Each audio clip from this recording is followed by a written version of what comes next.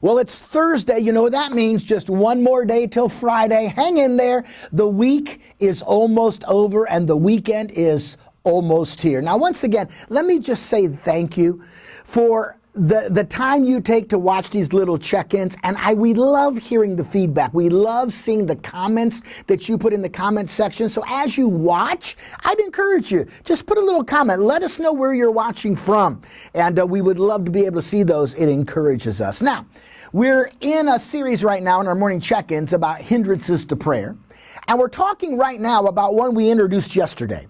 It's the problem of hypocrisy. It's when we pray pretending to be someone we're really not spiritually. And that's exactly what the Pharisees did. And that's what we're going to see beginning today. Now, let me go back and read the verse I read yesterday again. We're going to talk more about it. Here's what it says. Matthew chapter 6, verse 5. Jesus is talking. When you pray, don't be like the hypocrites. And we define that.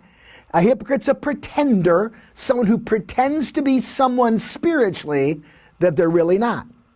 He says, don't pray like the hypocrites. When they pray, they're not really interested in talking to God. What's their goal? Well, he says, for they love to stand and pray in the synagogues and on the street corners, and here's their goal, so that they may be seen by men. That's their goal. They want people to notice how, quote unquote, spiritual they are by how much they pray.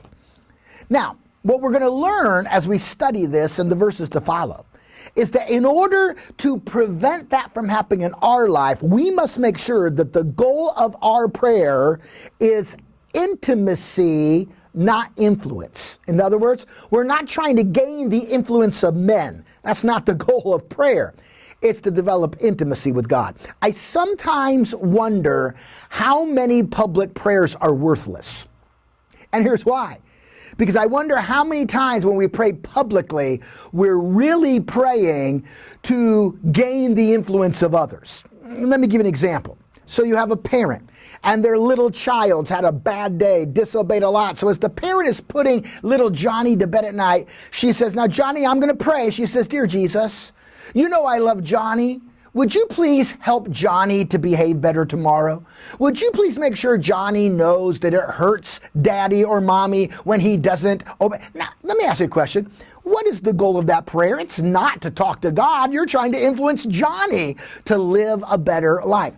The goal of prayer should be intimacy, not influence. Now, what's the problem with hypocritical prayers?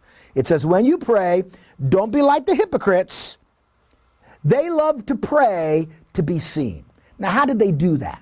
Well, number one, they used a lot of ritual prayers. There was no meaning to the prayers. Now I lay me down to sleep. I pray the Lord my soul to keep. And if he hollers, let me go. Eeny, meeny, miny, mo. That was kind of their prayer. They just said words. They had prescribed prayers for every occasion where they just said the words. They had specific times they prayed. 9 in the morning, noon, 3 in the afternoon. They associated the length of their prayers with effectiveness. The longer I pray, the better prayer it is. They used meaningless repetitions over and over and over again. And of course, the big one, they were praying to be seen by others. Now, when that describes any of those, your prayer life or my prayer life, we've gone into the realm of a hypocritical prayer.